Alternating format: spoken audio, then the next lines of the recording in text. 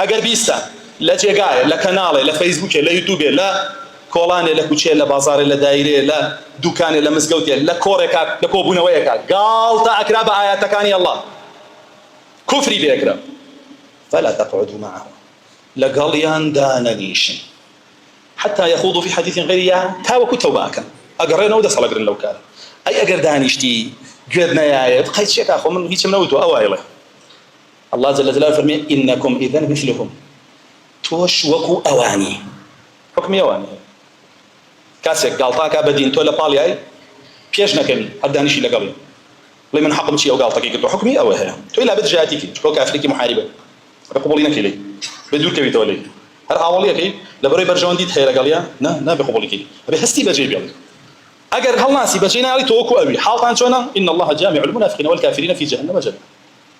توي منافقو أبي كافر الله جل جلاله جهنم كيكو كتانا كاتو حد تام بيقولش جهنم شو كل الدنيا يا بيك وليك ومجلس أبون كقالتك الدنيا بقى الله وآياتك كاني برسولك يتيام وإلا قيامتي شال جهنم ليك مجلس أكو ابنه لقل ابن سلول وأبو لهب وأبو جهل وأنا عالم يعني بيك وكو ابنه يتربى له أجر فيها وبنقالتك كنا